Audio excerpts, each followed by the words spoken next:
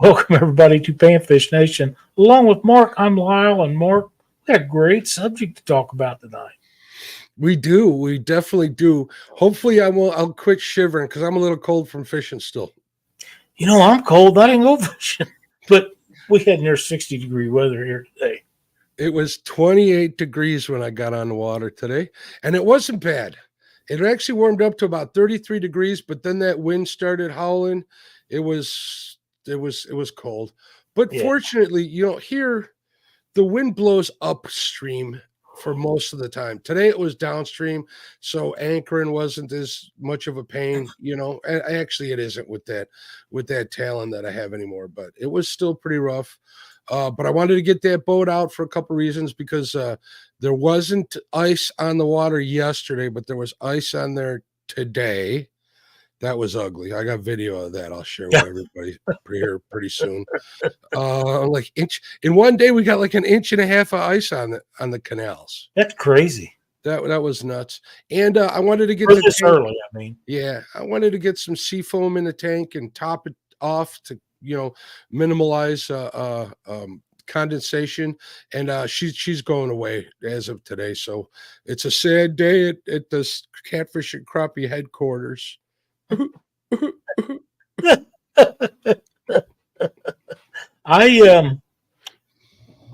not planning on putting mine away. I'm going to put the cover on it, but I had planned on going Tuesday and had a doctor's appointment and I ended up getting 6 shots in my back again.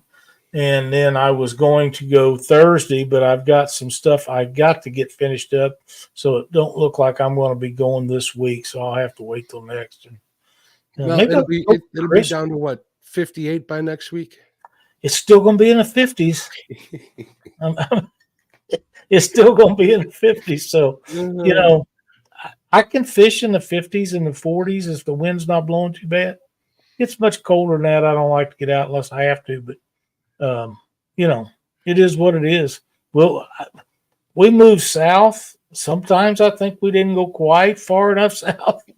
Other times it's just right.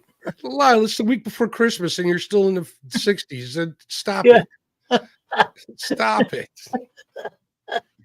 I was supposed to go back out fishing tomorrow, but we'll see. I got a couple of messages from one of my clients. I have a feeling that might not get to happen, but we'll see. That's down in Joliet on the Des Plaines River, and that's about an hour and a half from me. It's kind of a cruise. So if I can't get my work done there and fish and back in the 3 hours of travel, it's just not going to happen. So we'll see. I already talked to the guy I'm going with. He's like, next time he goes, I'm always welcome.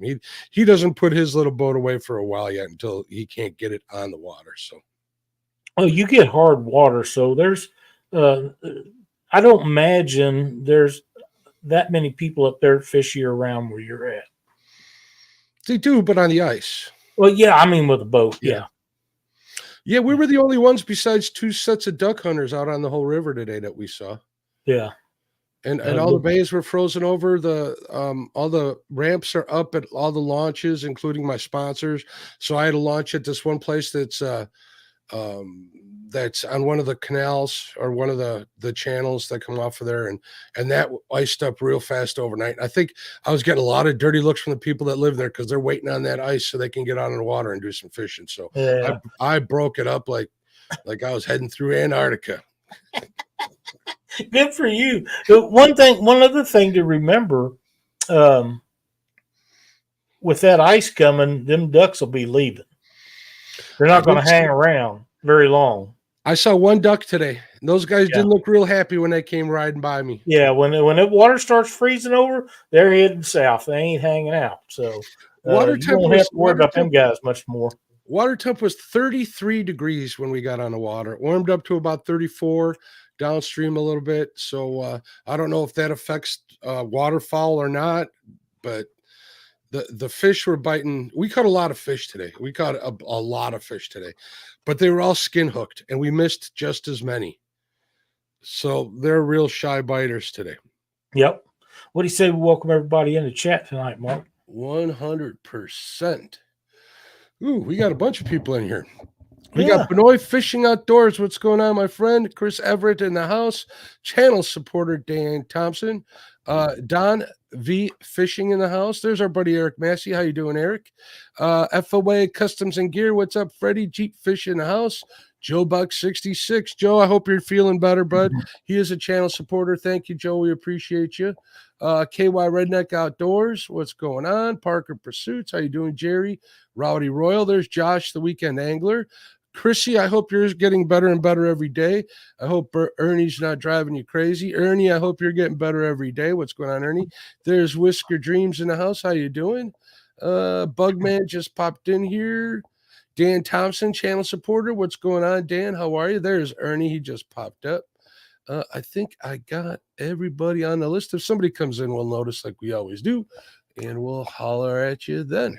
Yep, like Lance McCouguy. What's up, Lance? How you doing, bud? And Whisker Dreams says he got 12 shots a month in his back. Wow. He gets 12 shots a month. Oh, crap. Who said that? Whisker Dreams. Holy smokes. 12 a month. Wow. Well, the way I look at it, it beats the knife. So, but they're gonna have to start working a little better than they used to. That's for sure. They used to work real good. Bold Lions, welcome. What's going on, Bold Lion? How you doing? But, if anything gets you some relief, it's worth it. It is. It's unfortunate that you got to look for it, but it is what it is. Take what's available to you and try to make the best of it, right? Like I say, it beats what the alternative is. So we'll go with that. Hello, Benoit. Welcome in. Glad to see you in here. Joe Buck 66 says, I'm doing well. I'm home. Only thing I'm missing is my pinky toe. Could have been a lot worse. I agree. We're glad to see you're in here and doing well, sir. Buck Williams.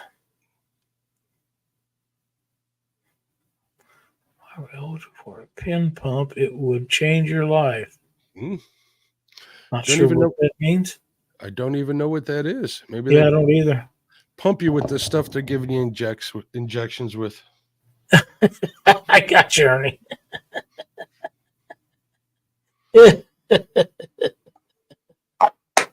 We got to talking about this fishing line stuff, Mark, and you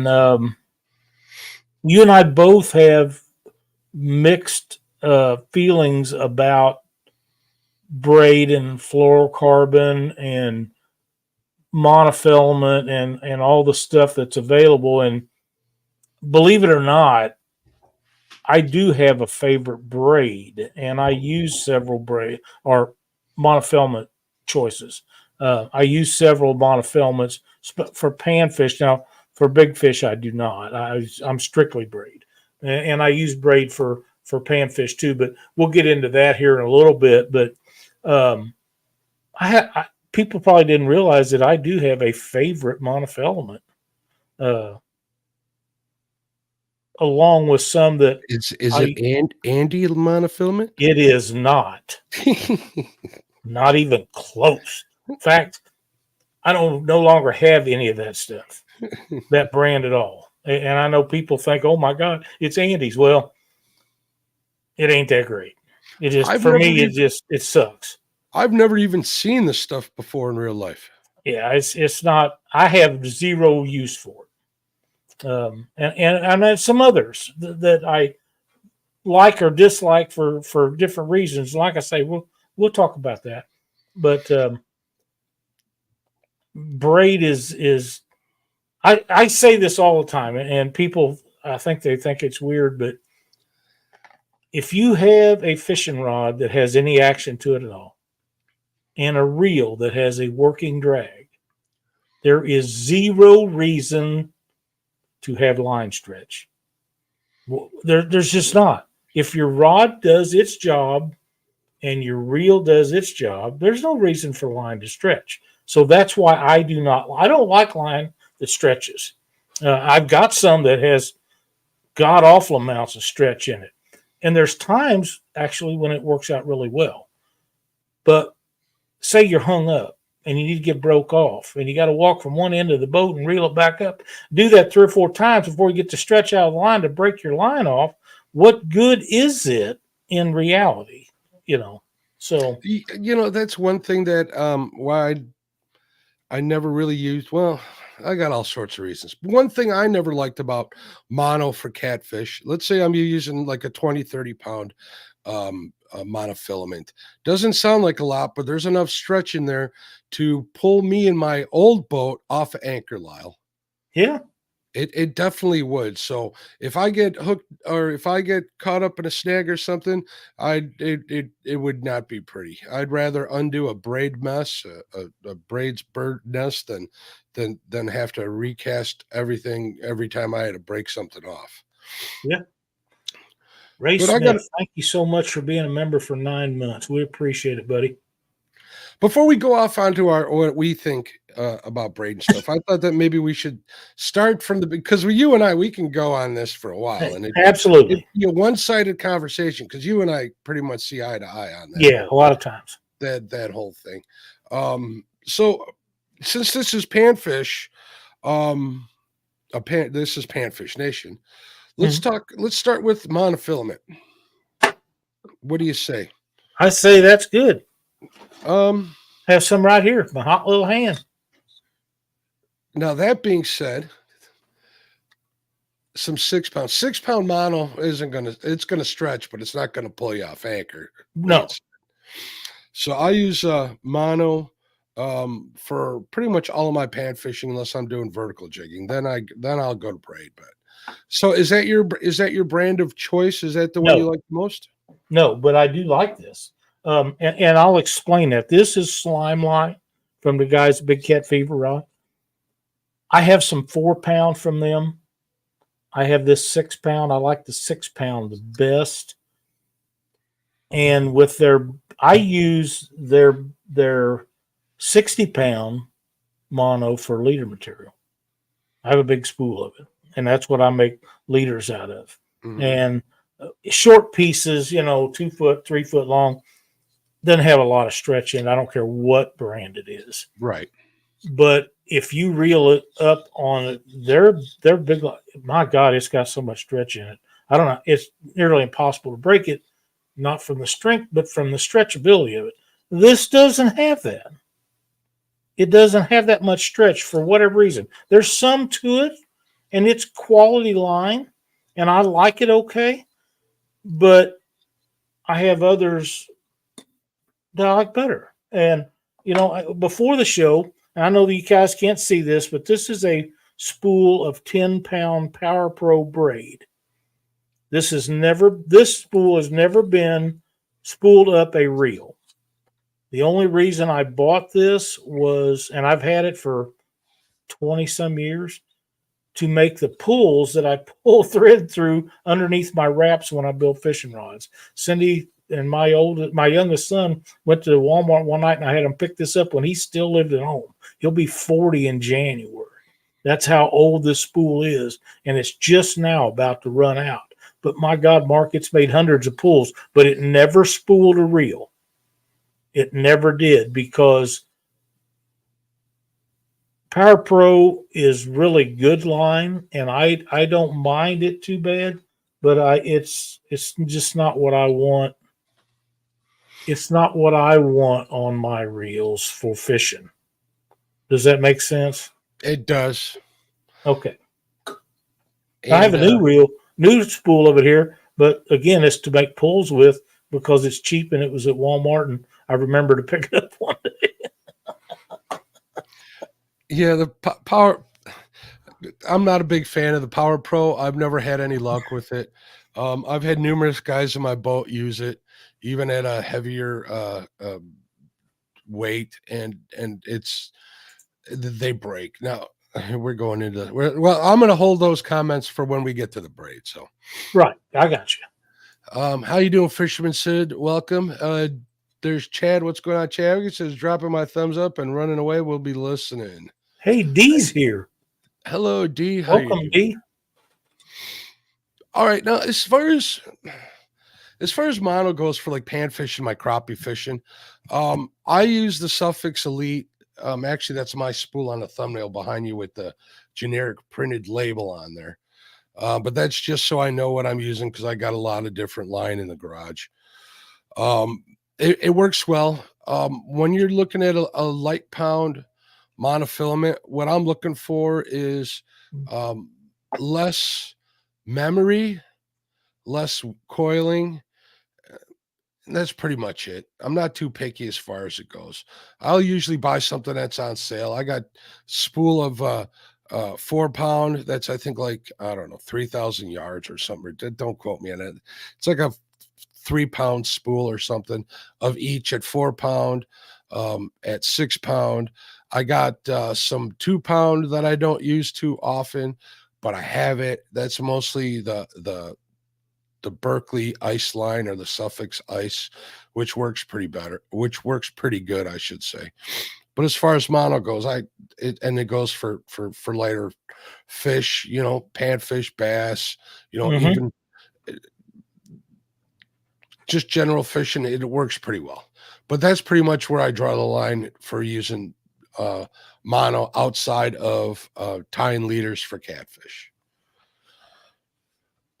And you can't go, and you know how that goes. You can't go bad with anything with the Sufix name. Some of the stuff is better than some of the other stuff, and you can usually tell the difference by what the price points are. And that has a lot to do with the technology used to. There you go. This, I told you before that I had this. This is a spool, and they call it a dealer spool. They're 3,500 yards, and people that own tackle shops that spool line on reels for people. Now this is 80 pound. This is not for panfish, but that's how I buy it. I like it that well, and that's a lot of braid. It is. Sufix, we've talked about this before, Mark. You and I have. I don't know what kind of coating they put on theirs, but it's really good. It's something special. And people say, "Oh, I can't use braid because it doesn't have any resistance to breakage. If it rubs anything, it cuts it." Well, then you need to try some Sufix because you won't. I'll tell you, mono on rubbing on rocks or trees or wood or something will break a lot faster than that's going to, or it does for me anyhow. Like I've said, I've had people in a boat with brands like Power Pro and Spiderwire, and they do exactly what everybody complains about what braid does. So Yep. I like we talked before the show, I think why a lot of people think like that is because they don't have the right braid spooled up. So I agree, and there's other brands out there that's really good, but if I'm not having a problem with something, I'm probably not going to change. I might try something on one reel that somebody says, "Hey, you need to try this." I might try it on one reel or something, but it's really got to show me something for me to change something that actually works. Now, when you were talking about mono, I told you I had a favorite brand. You're not going to believe this, Mark. But my favorite brand of monofilament is this right here. Oh, the Bass Pro Shop. There you go. Bass Pro Shop Excel. This has very little stretch. It does have stretch. All monofilament's got some. Very little. Very low memory. Probably the lowest memory of any monofilament I've ever used. It's inexpensive and readily accessible. I have a feeling that might be a rebranded Trilene. I assume that it is. That's what I'm guessing. And Trilene's pretty good mono. If you're up near the 8 pound plus, let's say you're walleye fishing or bass fishing, Trilene's been around forever. That's right. And it's a good company and they make really good stuff. Hey, Fish on Luke, welcome. Twisted Fishing TV. Hey, Frank. Glad to see you in here. What's going on, Luke? How you doing? Look, Josh just confirmed that it is. I agree. XT. I think it is. But that they probably buy a couple of train car loads of that a month, as much as they buy. And a lot of people don't know this, but a lot of stuff, we have what they call Springfield storage in Springfield. and it's underground caves that they've dug in the rock, and it's storage. At one time, there was, I don't know how many train car loads of R12 Freon stored out there underneath there. Johnny Morse has tons of stuff in that place. He rents a huge amount of it just to keep stuff in it so he never runs out of it, and they have trains that run in and out of this underground. They tractor trailers go in and out of there every day, and they got plenty of everything. It's just the way it is. I'm sure Walmart has deals like that too, but I know they got them. Luke says, I use Fireline for trout because I can sling super light spinners for them. It casts so dang good. I mean, and I think I had this talk with Luke actually. Fireline I use for when I'm bank fishing for salmon on Lake Michigan because there really isn't that much structure out there for it to get caught up. And it casts a mile. It's probably one of the best casting lines out there, at least in my experience and what I've tried. But for catfish, I definitely wouldn't. But it's good stuff. So I can't say anything bad, but I think a lot of them have their place. Definitely. Josh says he caught 1,200 yard spools of 12-pound Excel on sale at Bass Pro Shop for $5. Wow. He said he bought 3 or 4 of them. That's a bargain, but it's not real expensive anyhow. But like I say, I have never had an issue with them. If you get hung up, you can break it off, but it's not as easy to break as a lot of the other lines. And like I say, it's inexpensive and it works. I mean, that's about all you can ask for. Creole Catfish in the house. What's going on, Jeremy? And I saw our buddy Ryan over at Setting Hooks and Crossing Eyes. What's going on, Ryan? How you doing, bud?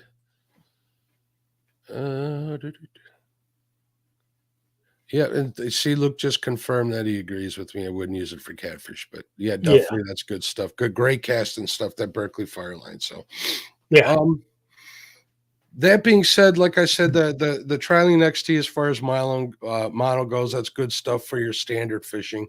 I like the Sufix stuff at the lighter weight, but there is some memory. If I'm using 4-pound Lyle and I hook into like a 2-pound channel cat, that's why, like we had that talk with the reel show we did last week. I'll buy a larger spool spinning reel just so I can cut 10 yards off of it if I get tangled up with a channel cat, because it'll coil that line up like it's nothing. I understand. Yeah. I used to use a lot of Cajun line. I was just going to say that. Yeah. And it's really good, strong stuff, but it probably has the worst memory of any line I ever used. And that's specifically why I quit using it.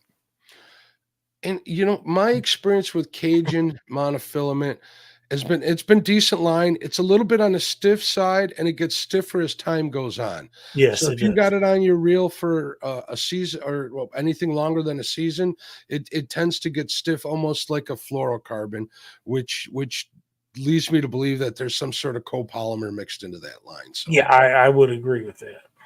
I don't know for a fact. That's just me taking a guess. So James Alba, what's going on, James? How you doing?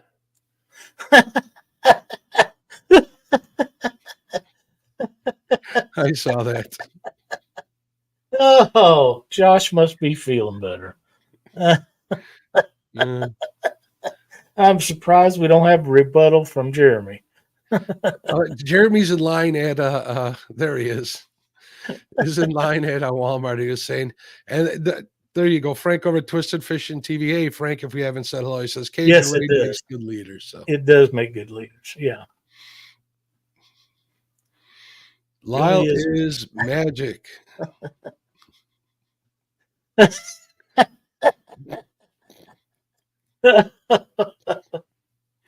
Oh man, everywhere. I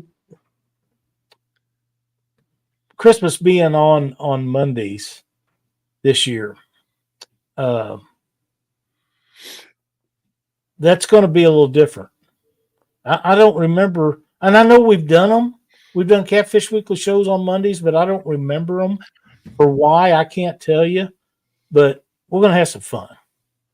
It'll be a good time. We'll have a lot of people in there. I assume that we might be able to talk you into coming in with us on that Monday night, Mark. If I'm home, I'd be honored. I got to see what the Oh, plans are with the family. It being on a Monday, I'm guessing people. I don't know if they got to work the next day or not. That's what it has to depend on. well, On what sure, time yeah. we have holiday dinner. You know what I mean? But I I would like love that holiday if dinners. possible. What's I going on, like Fishing Fever? How holiday. you doing? I like holiday. I like regular dinners. I like all dinners. I had fish for dinner. Again? Yeah, I I like could have fish. kept some of those channel cats I caught today, but my wife won't eat it, so I didn't feel like bringing it home. I got you. I understand. Dan Thomason, for high quality monoline, I like the Maxima. I never tried that yet. Never heard of it, Dan. Yeah, it's available here, but I just have not tried it. Maybe I need to pick some up and give that a shot. There's Mike Sampson, Holcomb Buddy, Fisherman Sid. But yeah, I Fishing Fever. I like to try everything that I feel is quality enough for me to do it. Now, there's some stuff that I try that different brands that it doesn't matter what they come out with. I ain't never used none of their crap, but that Maxim I've heard good things about. I really have. And if Dan says it's good, I probably need to try that and form an opinion on it. It may be something that I really like that I'm missing out on. You know what I mean? Mm-hmm. So the next time I'm at Bass Pro or something, I'll pick some up because let's face it, they got everything. Yep, they sure do. All right, so that I think unless we get some more questions about mono in the chat or some more comments, and they're always welcome. What about fluorocarbon? What kind of experience do you have with fluorocarbon, Lyle? Very little. I tried it on a spinning rod one time. It didn't work out, and I never tried it again. Fluorocarbon's stiff. Yeah. If you got a line shy fish, it works great for leaders. I tie it onto my braid on my walleye rods that I have set up for walleye or sauger or whatever. It works pretty good. Whether or not walleye are line sensitive, I've heard people say both things, that they are or they aren't. Well, I have it. I don't use any special brand. I use like the Berkeley Vanish. I think I have what other brand I think I might have in the bag. I forgot. But the Berkeley Vanish is what I go to just because it's got the pound test. I happen to have in my possession the pound test that I need to match up to like a 12-pound braid for walleye, which is probably overkill. But I use a lighter leader material whenever I tie leader materials. It helps me having to retie as much as I would normally have to, which works good. Did I miss something? Oh, Josh. I got a story about that. I'll tell you about that after. And I'll tie that onto my braid stuff for walleye for the most part. Or if I just need a leader material, we'll put it on there. And I'm of that school of thought where I like using a leader material that's of less weight class than my main line, just to keep from retying. I agree. If you're tying a California rig and you got weight above your swivel or weight above where you tied on, if you can do that with a split shot or whatever it is, the less lead that I dump in the water, the less I got to buy, the less lead is left in the water. That should be self-explanatory without claiming to be, some proponent of the green movement, but we won't get into that kind of politics here today. Okay. I've used, sorry, Lyle.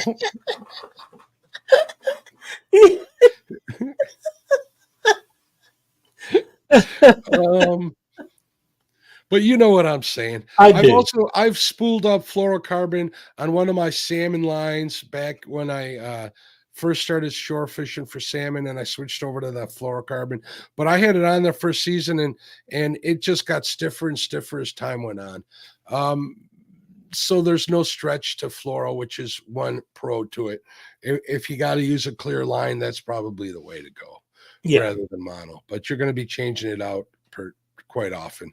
And if you're tying it on as a leader, if you're not using swivels, learn the Albright knot. That's probably the best Yeah, I braid think it's a great knot for that. to floral because it's just so slim and it goes through the eyes a lot easier than anything else. Yep. Welcome, Brian. Glad to see you in here tonight, old buddy. But yeah, that I'm not real well versed on fluorocarbon, so we'll go with whatever you say because you've already got more experience than I did. One time I tried it, it didn't work out. I just never did buy no more. You know, I could use mono or braid and get along with it. God dang. But I could never. I don't need three different kinds of line to try to decipher what I want to use. It'll either be mono or braid, mostly braid, but there is times when mono definitely has its place. Mm-hmm.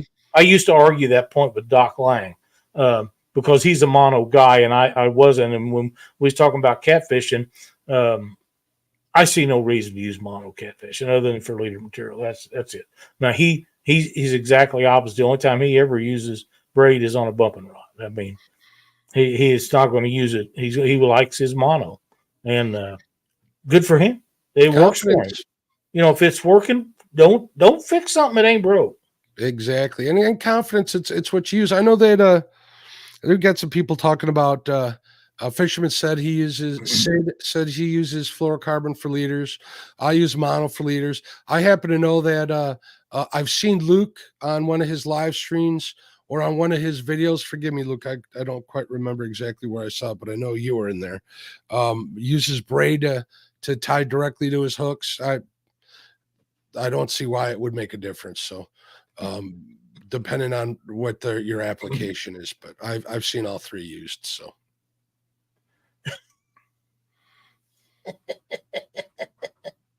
Okay, Jerry. I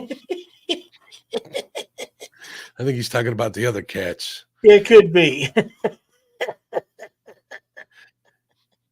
Oh, nice to see James Allball in here. James, we hope you're feeling better. Yeah, that's oh, Danny Stone showed up. What's up, Danny? Thought he missed us tonight. He had to work. We got the whole River Rat crew in here for we do. Christmas. Good folks. Good folks. So yeah, that's pretty much my experience with fluorocarbon. I'm not going to claim anything that I know that I don't, which is a lot.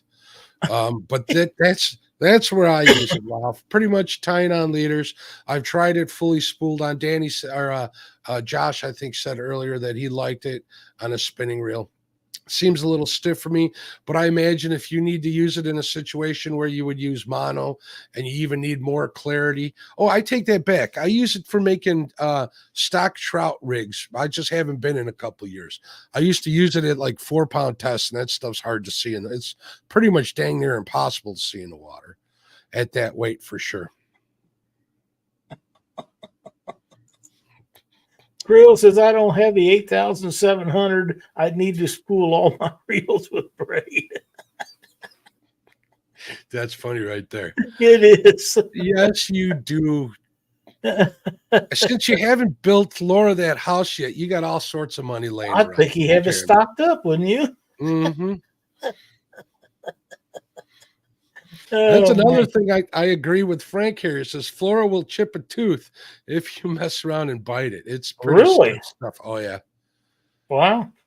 Pretty stiff stuff. So yeah, the people in the chat kind of I thought you was memory a little bit. That's what Josh had said. Opposite. I hate fluoro on spinning gear. I didn't have any luck with it on spinning gear. I really didn't, but that's just me. I figured it was probably me, and I had plenty of other stuff to put on it, so I just ripped it off and changed it. But I didn't get along with it very well. But all right. I might use fluorocarbon where I needed. All right, let's not say that just yet. Sensitivity. Fluorocarbon is pretty stiff. It's pretty sensitive. So if I was to use something where I wanted a clear application on, let's say, a drop shot or something, I think that maybe a fluoro might work. It's not something that I've tried, but I'd consider trying it there. So I just kind of had that thought on the fly. which is one of the differences. It's I guess where I'm going here is we're going from mono to fluoro to braid, and they all kind of have like this progression in sensitivity from one to the other is what I'm trying to say. Mm-hmm. That being said, now we can go off on our braid tangent. That's good. Outdoor Addictions, welcome to the show, buddy. We're glad to have you in chat tonight. What's up, Jesse? How you doing, bud? Braided line is something that even when the only thing you could get was Power Pro, I liked it. But when companies started making higher quality stuff than that, I liked it much better. Because the original Power Pro that I remember when I first started using it was not round, it was oval. And it presented problems in your reel. And then in the beginning, people didn't realize you had to put a backing on it or put black tape or something on it, and it would slip on your spools. And there was all kinds of things that we had to learn as we graduated to it. But by the time these other companies come out with the higher quality stuff, we already had all that stuff figured out. So you didn't have to fight and wonder what if, and it just, I never break braided line, whether it be on a snag, on a fish, if you're hung up. 60-pound leaders pop long before that 80-pound braid does. It cuts through the water. It don't get as much line trash on it when the spring or fall of the year, when you got leaves or grass floating around in there. It still gets it, but not nearly as bad. It will cut you if you're not careful. It really will, but it's stronger and it's way more sensitive than anything else on the market.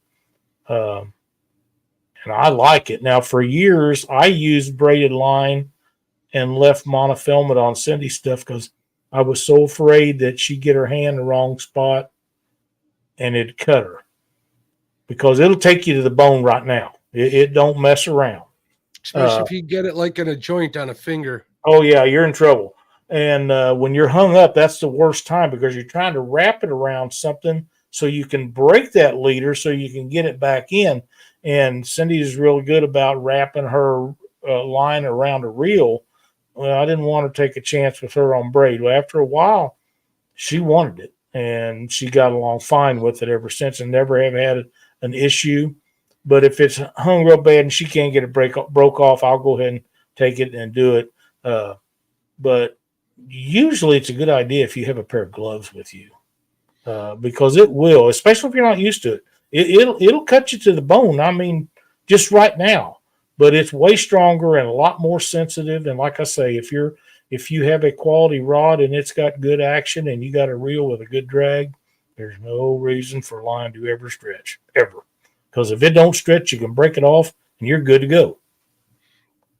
Just my opinion. I agree with all of that stuff that you're saying. It will mess you up if you're using like your bare hands to try and break it for sure. When you're tying it off, if you go to pull it too tight, if it gets in the wrong spot, I've worn holes in my hands using the stuff. That being said, another benefit that I like is the diameter. That has a lot to do with it. You can get a heck of a lot more on a reel. The thin diameter cuts through current a heck of a lot better. Yep. Here's some easy braid right here, Mark. It's 15-pound test, and I'm going to tell you what they say it's equivalent to in mono 4-pound. So you get a lot more of that on her. Now, the braided, the 10-pound that I had is equivalent to 2-pound test on mono. So you can really get heavier line and get a lot more of it than you can with anything else. And maybe some of that's another reason why I like it so well. But like I say, the Sufix has a coating on it like nothing else I've ever seen. And I don't have problems with it getting snagged on stuff and cutting and different things. Yeah, I think the combination of the coating and the actual weave, the actual, what is it, 8 strands around 3, around 2. I think that has a lot to do with it. It does. It breaking does. or cutting easily. And Freddie says braid equals puke emoji. Hate braid. Well, Freddie, maybe braid doesn't like you either, but That's right. just had to get that out there. So sensitive. Like, all right. First things first for the cat fishermen that are out there, don't use anything less than 65-pound braid, or at least the diameter of 65-pound braid, because that's when it starts pulling in on itself. Those are a lot of complaints that we hear.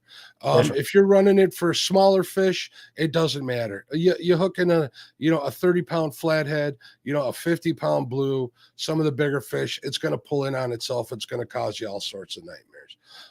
Learn to cast it better, because you can get an overrun that'll make a man or out of you. Make you cry like a little baby. Make you cry like a baby if you don't know how to cast this stuff, definitely.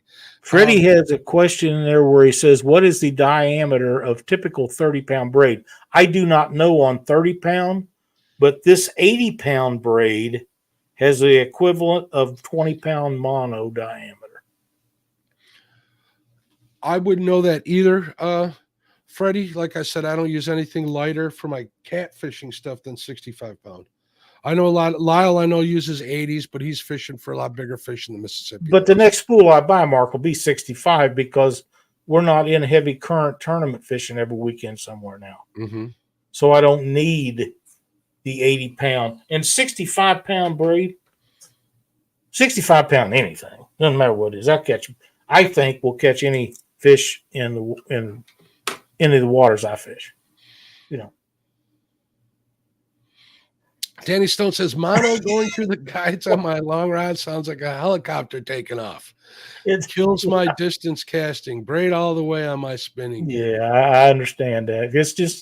It just works better for that kind of stuff. You don't, if you ever go to a casting contest where these guys are casting rods more than the length of a football field, some of them a lot more, and none of them got mono on them.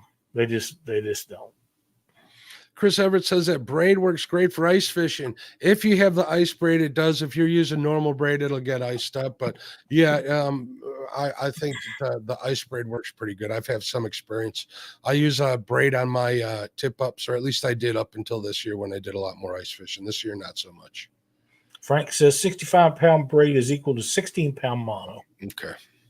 That's close to what Freddie's asking. So if he's going to say 30, he must be talking about 8 or 10-pound test mono diameter. Sean T. Outdoor says, only braid I like is on my wife's head.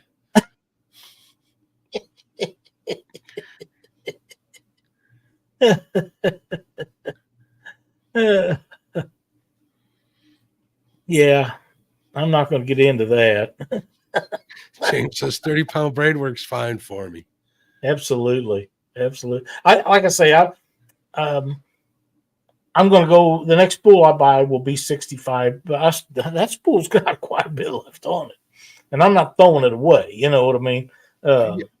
Yeah, that one I showed you, that's a 1,200-yard one, and I got 2 of them in the house. So, yeah, I can't remember how long I've had that, but I have spooled up probably 20 reels off of, maybe more than that, and still got quite a bit left.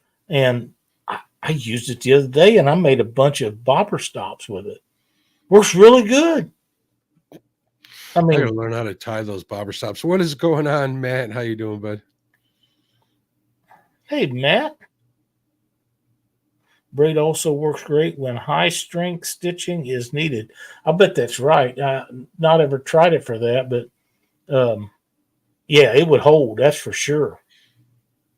And I do have upholstery needles, so I could do some stitching if I wanted to. I choose not to, but I could do it.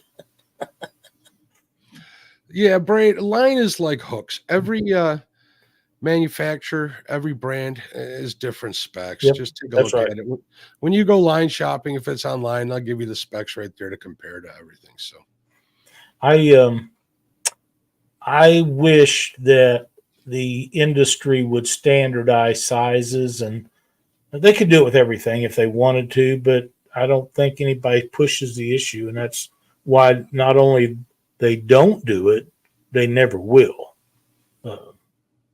Just nobody pushes them to make every 8/0 hook the same size as everybody else's. And if you done that, the only difference would be this diameter of the eyelet and the distance of the gap between the shank and the point of the hook, if they made them standard sizes. But they're never going to do that, so you don't have to worry about it. James says he puts new line in all of his reels once a year. How do you feel about that, Lyle? I don't do that with braid, but if I was worried about it, I would just reel the braid up backwards on another reel, because the stuff on the bottom is brand new. It ain't never seen the light of day, and I have done that before.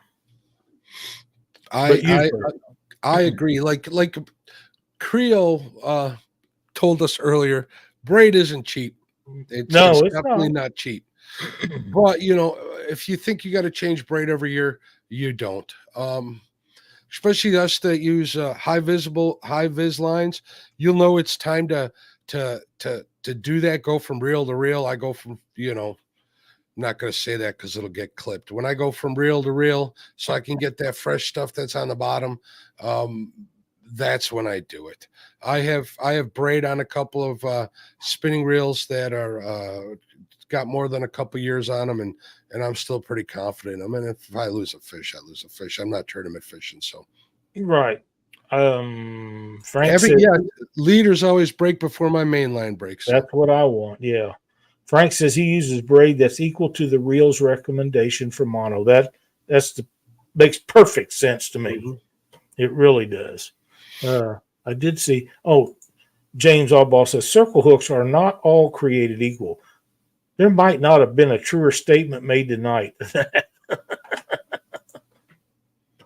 They are sure not. Cindy says she sewed a dog bed with some braid. She did. That's a good use for it, because I got a dog bed here that's got a little hole in it that could use it. I'm going to have to talk to the missus. Creole Catfish says braid is awesome for snagging carp with the surf rod. You can really bury that big treble hook. There's another advantage to braid. You're going to get that hook set, and you're going to get that better set on those circle hooks as well. It's just not, it's just not a mechanical hook set. It's that automatic circle hook set that benefits from it too. Yep, that's there's advantages. There's advantages to monofilament. I'm sure there's advantages to fluorocarbon. I can't come up with any because I'm not that familiar with it. And there's definitely advantages to braid. It comes down to what you're the most comfortable with. Like I say, I use a lot of monofilament on my panfish reels, my spinning reels, but I do have a lot of braid on a lot of them. Now, I will say one thing about the braid and 1/80th ounce jigs and 1/64th ounce jigs. If it's a windy day, you're not going to have a good time with that some days. You just need to go to a big, heavier jig head. I mean, I've tried that and the wind come up and I got line knots and different things. And I usually, when that happens, once I put that reel down, when I walk out of the truck and head down to the, like, say, for instance, at Niagara River, where I've been doing a lot of fishing this fall, I'll take at least 3 rods with me, all with different jig setups, or if it's a fly rod, different flies on them, whatever. But I'll take 3 with me, and I'll go down there. That way I don't have to walk back and forth to the truck and get different things. And I'll have one of each braid and mono, and then whatever the other, I pick up, because I'll have no telling how many in the truck with me. And if it's a windy day, it'll be mono. If it's not, it's probably going to be 2 braids. But I like the 10-pound braid for pan fishing with jigs. It's the equivalent of 2-pound test, and it works out really good for me. And you can zing it with a 32nd ounce and bigger jig, I mean, you can just set sail with them on an ultralight or light action reel. Monofilament, I like 4 and 6 pound tests better. I don't know why, it just works out for me that way.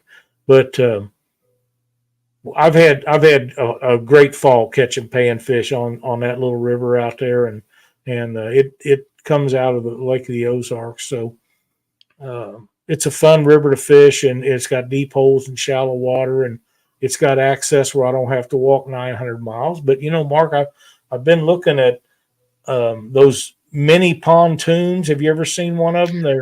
I have. I have a. Are you talking about a kayak? No, a mini pontoon. How many? They're like 8 foot long. The tunes on them are, and they got a platform where you sit with a seat on them, and most of them have a place you can hook up an electric trolling motor, or you can use oars. I'm gonna need video. I'll give you one. I'll send you one after the show. James and I've talked about them. He said, "Oh, you set up too high, the wind will blow you." Screw that! I put that electric trolling motor on there. I don't give a damn if that wind blows. I mean, I need video of you on one of them. Oh. They look at. I'm intrigued with them. They actually have videos out where they've been on class 4 and class 5 rapids. You know what I mean? And if it'll now, the pontoons are full of air and they're real heavy rubberized somethings. They're pretty intriguing. Now, whether I ever would get on one or not remains to be seen, because I'm definitely not getting in a canoe or a kayak. But these are wider, and you need to get one, Lyle. We need to make that happen. You get your credit card out. We'll go shopping after the show, and we'll buy one. If you get one, we'll get you one in each color. To justify it by how much use you're going to get out of it. You know what I mean? And I don't have any just around the corner places where you could drop it off and then have somebody come pick you up at another location. But there's one little place that I fish out here in the spring when the water's up. A guy told me that he said, man, because I fish right off the bridge at that place. And he said, if you go walk down there to the bend, well, it's about a mile or so. I can't walk that far anymore.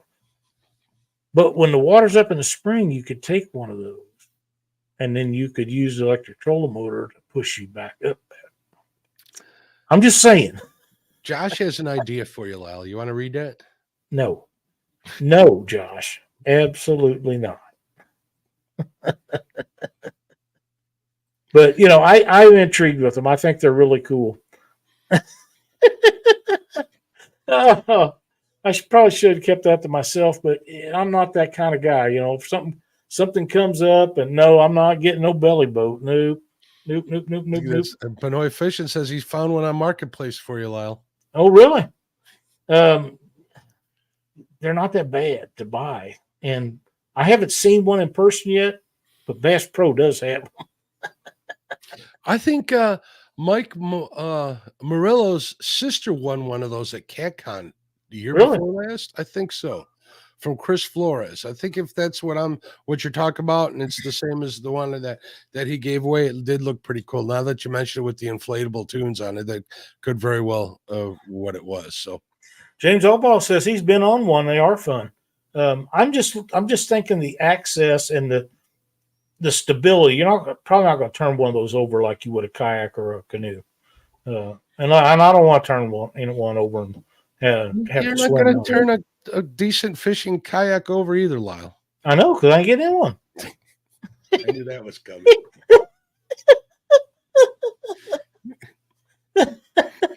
No pontoons on the Slake Reel. No.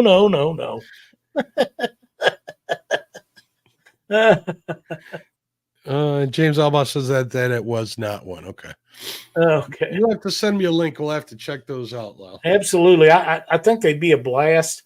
I've visited extensively with James Dockery about them. He thinks that the wind, you catch so much wind on you, be all over the place. Well, so don't care. Get some like I shallow say, water anchors on there, you'll be good to go. well, yeah, and like I say, I would never have one without a trolling motor on it, and I don't want to do all that paddling. That's work. I'm here to fish, baby. I'm not. I don't want to be doing no paddling. Turn that on. I won't want the remote control like I got for my catfishing Now, boat. where would you use this pontoon boat?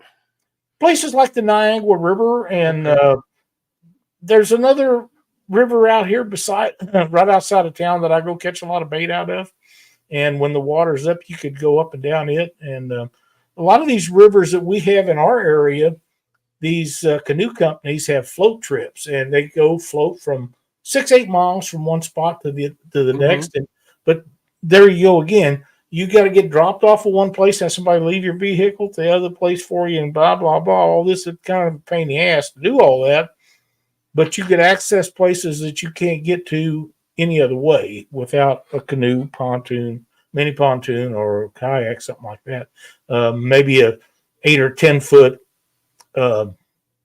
John boat, which maybe that makes more sense. But I don't know. They just look kind of cool. That's all. Maybe there's a spot near.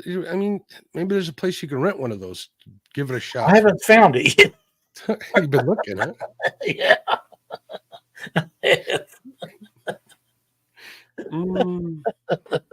Well, anybody got any questions about line or anything that we haven't touched on, or something else that you'd like us to go over? If you have any show things that you'd like us to visit about, please just send us a message or leave it below in the description down here, and we'll try to figure something out.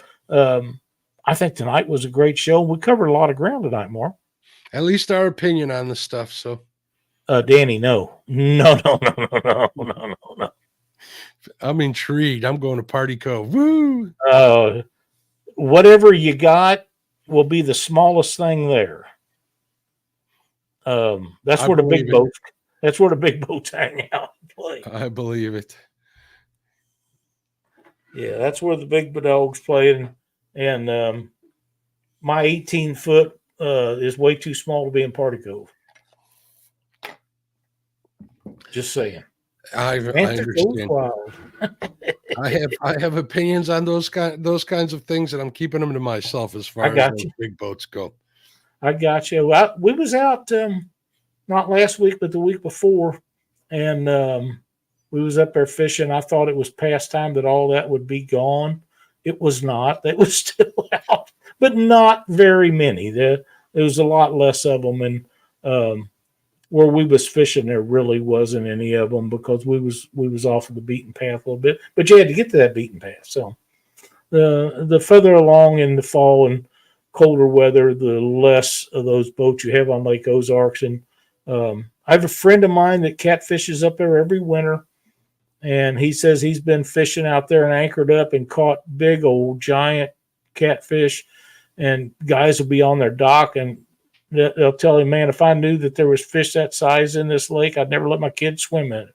But he catches 50, 60, 70s all the time. He's a great fisherman, and he knows how to catch them. He uses, I built him 6 rods to fish tournaments with, and I built him 6 channel cat rods. And he don't channel catfish, but they are like a 10 or 15 by 30-pound line class rod, 8 foot long. He wanted his 8 foot. Of course, you can't ship 8 foot rods anymore. The channel cat rods is what he uses for those big blues in the wintertime because they're so much more sensitive on the tip, and got a lot more action way down further in the thing. And if it's in those days, of course, if he goes to the store or something, he could probably still buy 8 foot rods, but he wouldn't. He'd laugh at anything shorter than 8 foot rod. He don't want no part of it. And 10 foots, he don't want no part of them either. He just 8 foot is all he wants. And most fishermen, they want a 7, 6, or an 8 foot, but shipping's got so high on the 8 foots now that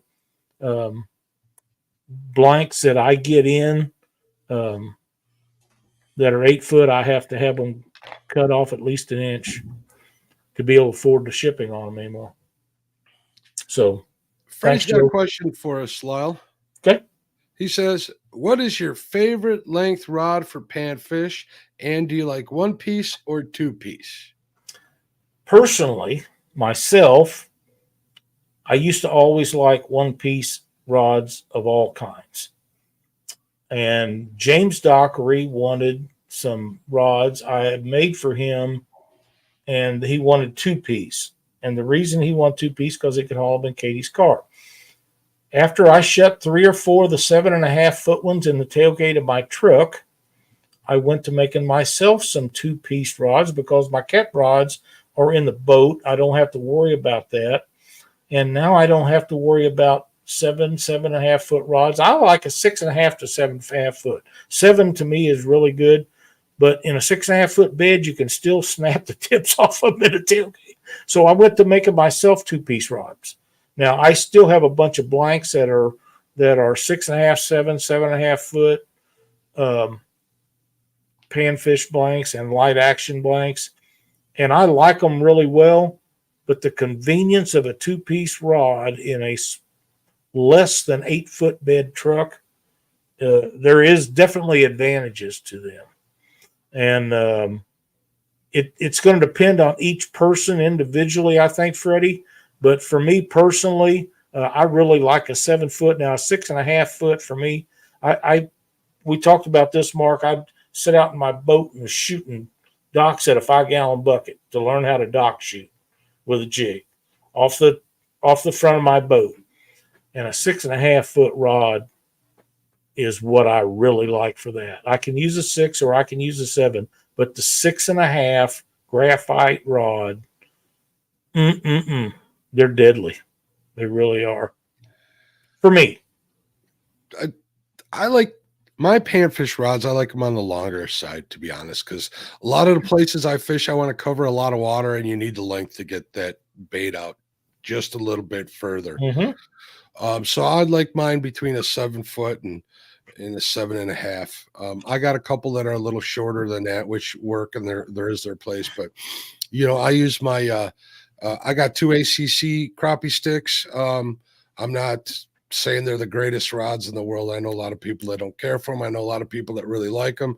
I happen to like them. They're 2-piece rods, Freddie. I never take them apart. I broke the tip off of them, and fortunately, some of these rod companies, you can actually just buy a new tip for the rod, which is another reason why I like them. So, yeah. Our buddy Chad Field says, "Okay, I'm free now. Can you recap or restart the show?" Absolutely not, but you can go back and rewatch it, Chad. Yep. I'll send you a link.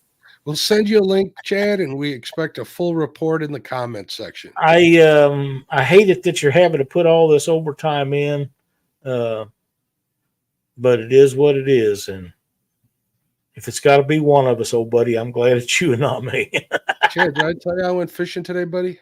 Yeah, I think somebody else talked about that this morning.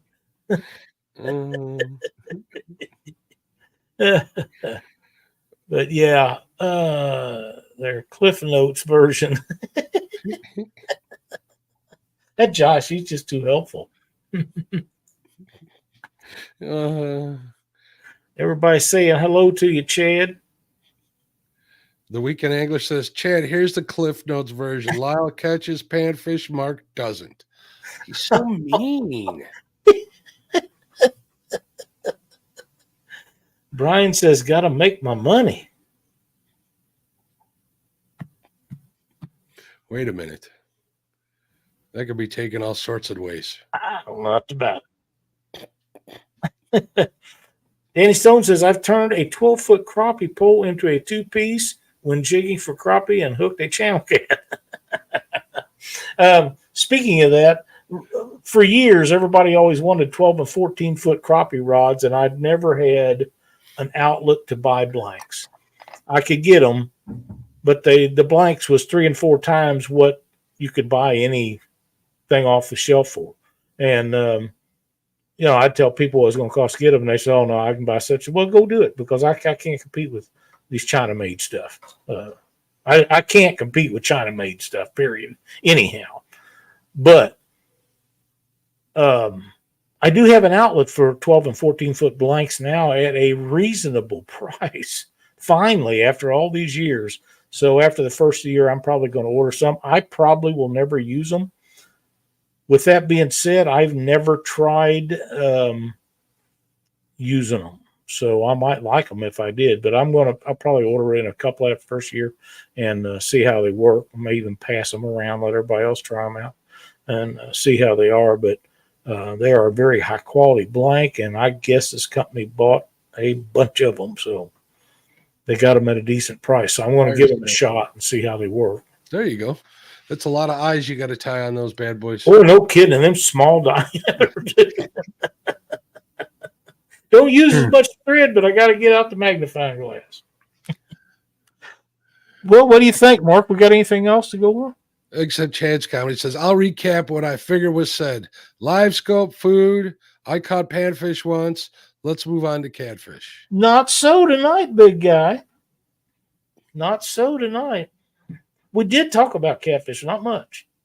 And no food. If you hadn't brought that up, it wouldn't even have been a topic. Speaking of food, I'm hungry. Be sure to tune in tomorrow night for Chad and Freddie and Brian B. on the Bait Shop. I'm sure they'll entertain you. Monday night, Catfish Weekly. Mark and I will be back next Wednesday night right here on Panfish Nation. There's a bunch of other shows out. I can't remember them all. I tell you about the ones that I can remember, and I hope you enjoy them. But I know Jody's going to be fishing and Stan's going to be out on Friday nights. And we'll be doing a Christmas show on Catfish Weekly Christmas night. I think Josh does a New Year's Eve thing on New Year's, I believe. An open mic, I believe Josh is doing. Yeah, we'll probably have a short show on Catfish Weekly that night, but I'm not sure what we got going yet. We haven't really got into that. We're all trying to figure out how we're going to buy Christmas, but it is what it is. It was a great show tonight, Mark. Thank you so much for all your help on the topic, and great thumbnail, by the way. I really like that. And we'll try to get out of here and see everybody next week. If you got anything else for them. Nope, I'm all good. I appreciate you having me up here. As always fun talking to you, and it's a pleasure being on the show with you, my friend. I'm glad you're feeling better, and Josh too.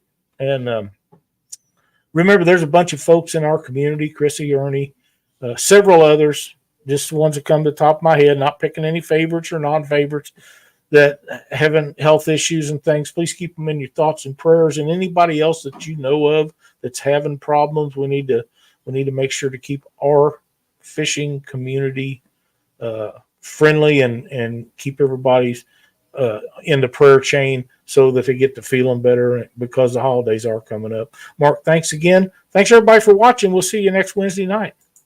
Bye, everybody.